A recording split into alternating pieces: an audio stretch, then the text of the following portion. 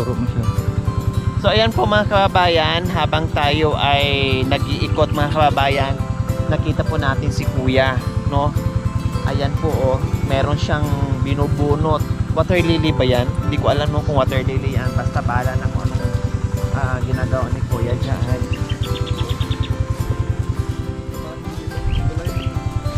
Siguro marami din itong isda, no? Kasi mayroong anong bangka-bangka, yung bangka nila, yung kawayan. Balsa. Balsa.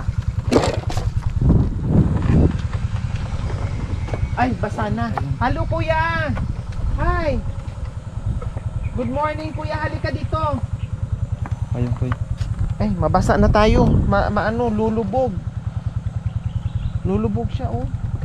Oo. Na. Halika, Kuya. Excuse mo na. Halika dito. Na. Anong ginagawa mo dyan? Nagkakaritin. Ha? Nagkakaritin. Kakaritin? Opo. Ano yung kakaritin? Naglulubid po. Naglulubid. Ha? Anong nilulubid mo dyan? Yung abaka po. Abaka ba yan?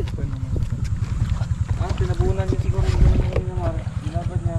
Halika muna dito, anak. Opo ka. Opo ka dito. Anthony. Anong pangalan mo? Mark Anthony po. Wow, ang ganda naman ang pangalan mo. Mark Anthony. Ilang taon ka na, anak? Ano po? Mag-13 po. 13. Tapos, mag-isa lang kayo dyan? Hindi po, marami po kami. O tapos, saan na yung iba? Andun po nasa Maynila po. Anong marami? Magkakapatid? Opo. Ilan kayo magkakapatid? Ano po? 19. 19 kayong magkakapatid? 19? Opo. Tapos, pang ilan ka? Pang ano po? Pang 5 po. Pang 5? Opo. Sinong panganay? Yung bunso po. Hindi, sinong panganay? Anong pangalan ng panganay? Pangalan ng panganay nyo? Ruby po. Ruby, tapos Ano po? Joseph. Joseph, sunod. Gina. Dina, sunod. Ano? Onda. Unda, sunod. Pang-5. Pupong. Popong, sunod. Pang-6.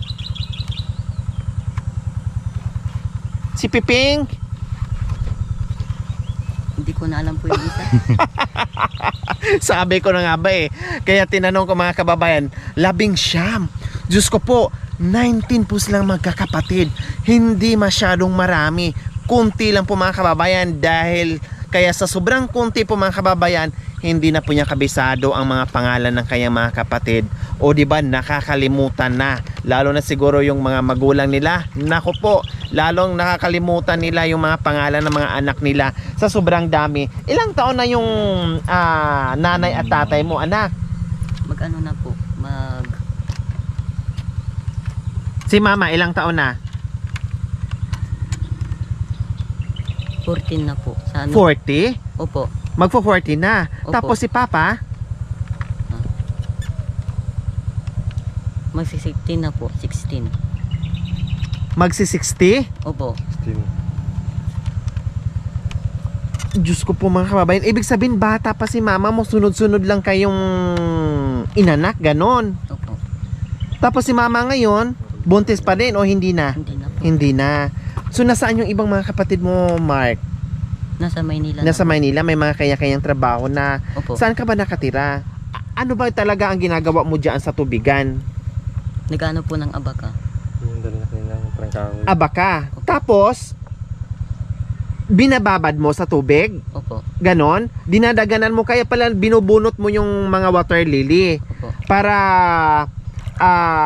mababad doon sa tubig. Tapos kukunin mo na kaagad. Opo. Saan nanggagaling yung abaka? Doon po. Yung sa Margarita. Yan, abaka yan? Opo. Diyan kami kumukuha.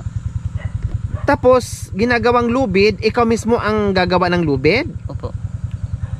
Binibenta mo sa palengke, ganon? Hindi, dyan na po ay. Sila na po kumukuha. Di ba parang hinihimay-himay yan? Opo. Di ba? Yung parang ginagayat-gayat, ganon-ganon. Opo. Tama. Tapos, mayroong kayong mayroong bumibili nun at dinadala na doon sa paggawaan ng lubid. Opo. Magkano naman ganon? Mark, 30 po. 30 isang Bandot.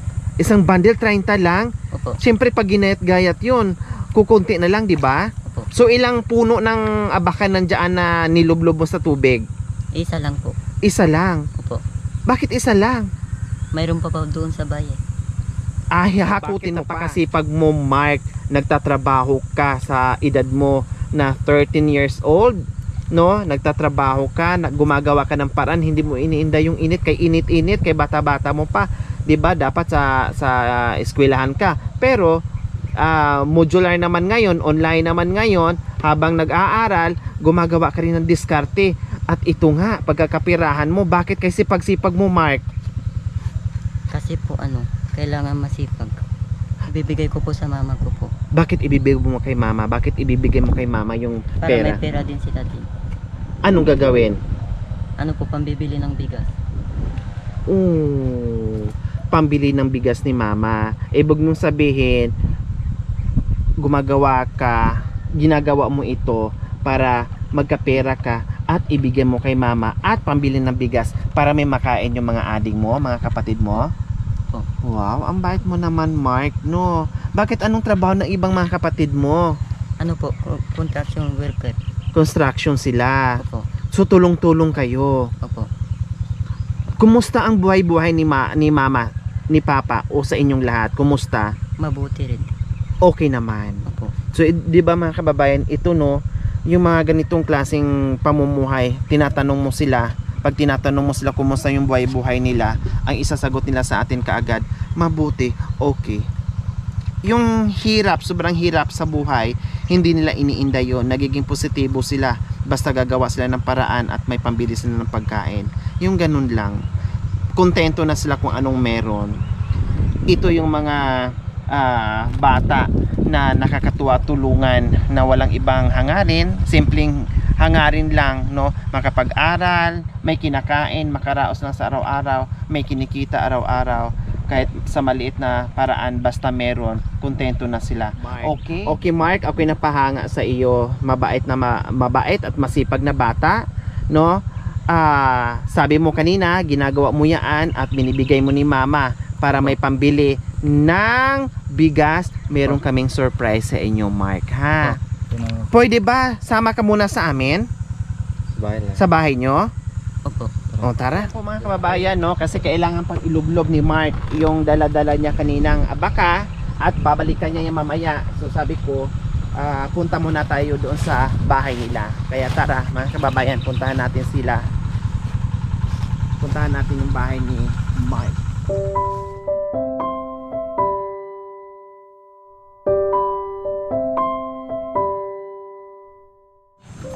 So ayan mga kababayan, dinala tayo dito ni Mark mga kababayan. Kailang biglang naglaho si Kuya Mark. Hindi natin alam kung saan pumunta, no? Sinundan natin siya pero ang bilis niyang nawala.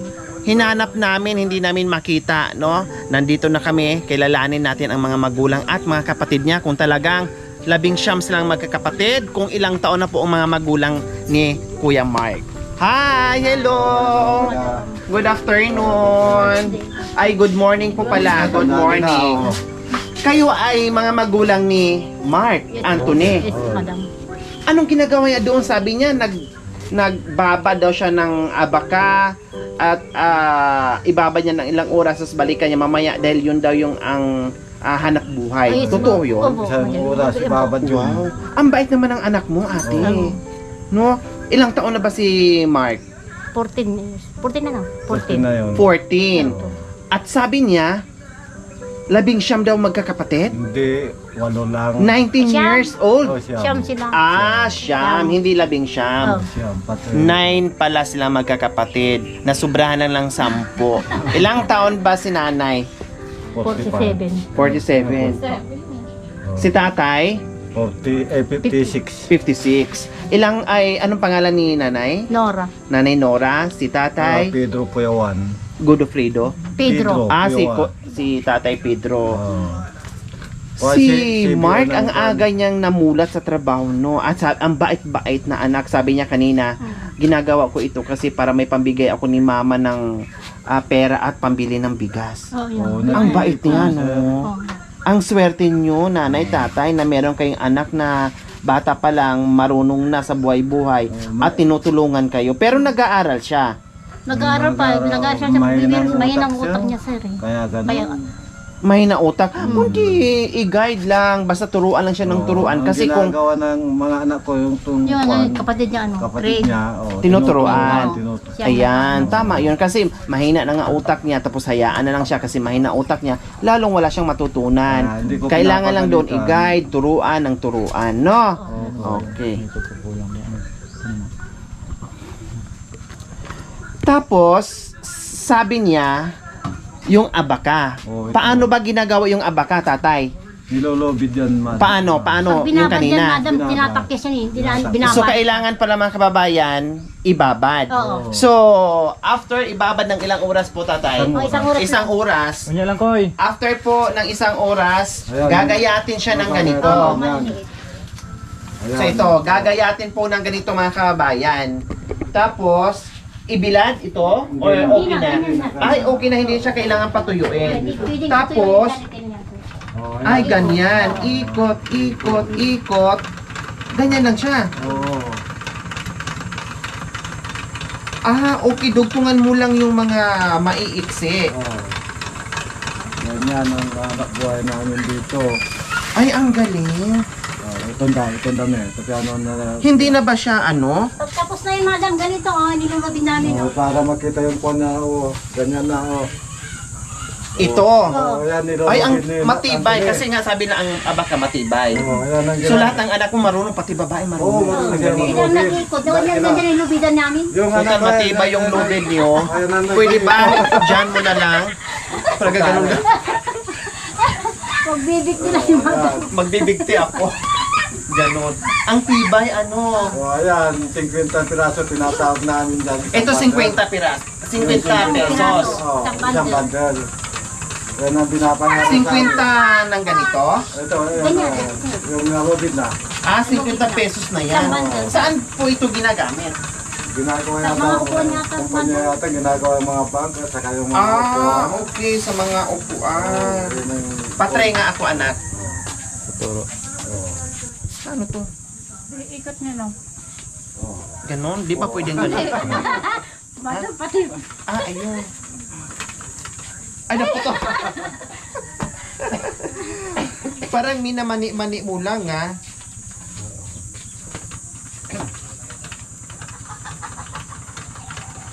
Alalay lang. Kailangan matutunan ko to. Kasi, ganyan. Tapos, okay pa to. Kaya, dugtungan na to siya. Pwede na yung dugtungan. Tama ni Bis na pa. Pag manipis na yung ano. Pwede na yung dugtungan.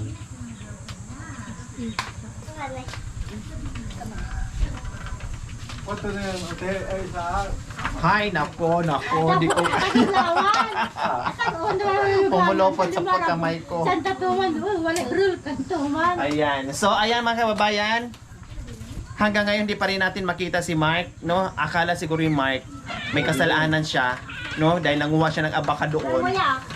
Ang akala niya, may kasalanan siya. Dahil nanguha siya ng abaka, baka mamaya hulihin siya, pagalitan siya. Ang hindi niya alam, meron tayong surprise sa kanya. Natapos. Kaya natakot. Nakita yung sasakyan ng madam. Ang galing, no? Oh, nakukontrol na. So, ganyan po, mano-mano. No, tiyaga. Tiyaga lang talaga ang Mano-mano kailangan. din ang paglulubid ni madam.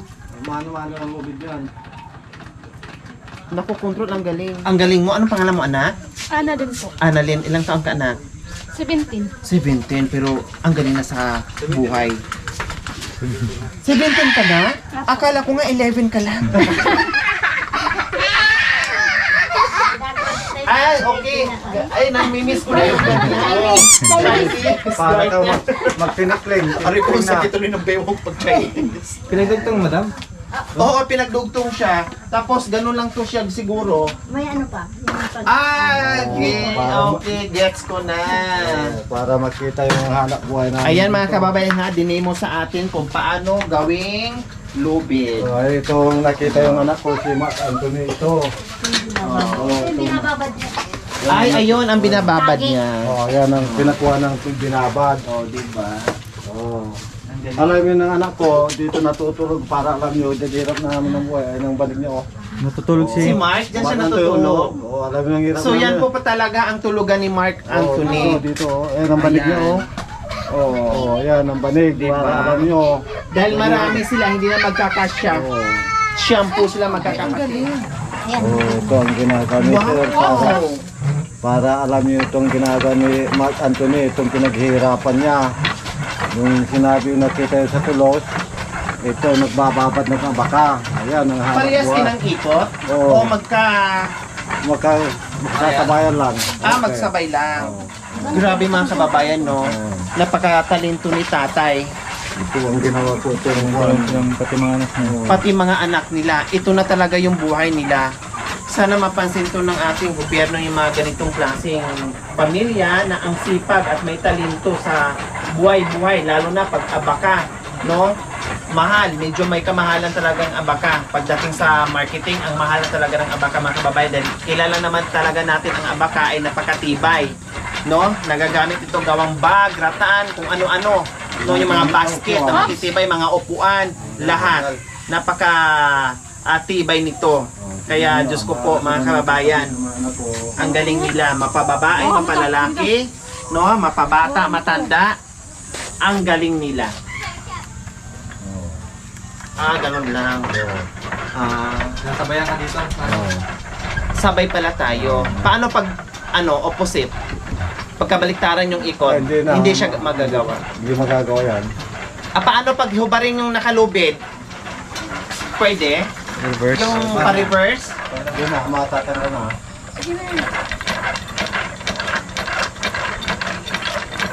Saan nyo naman ito natutunan, tatay? Diyan sa Malimpog, sa kuha ng tinatawag din ng kasi. Diyan, kami kumukuha ng unto. So, ito na yung finished product. Ito na. Napakatibay. Ang galing. Wala tayong masabi. Ang galing. Ayan, ang pinagsisikapan ng anak ko si Mark Anthony, na palaging nagigis. Talagang sobrang sipag si Oo. Mark Anthony, tatay. Para Anak makita yun. yung may alakay saan dyan, hindi mo yung ginagawa. Makaka ng piso, 2 piso kinakarga ng palagi.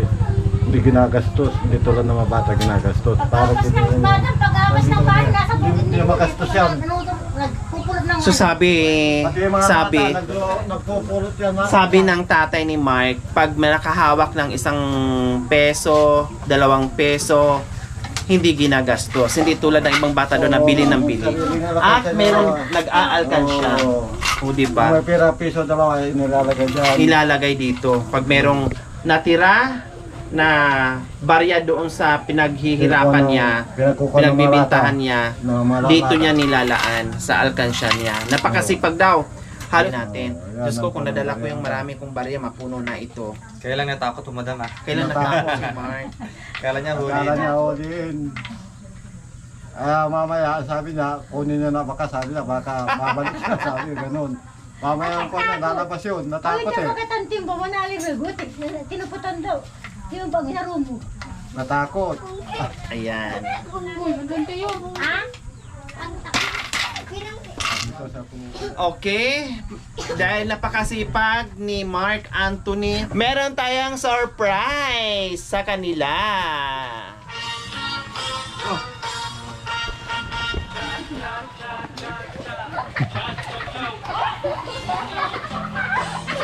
Tama ba? Dumating ang mga lasinggero.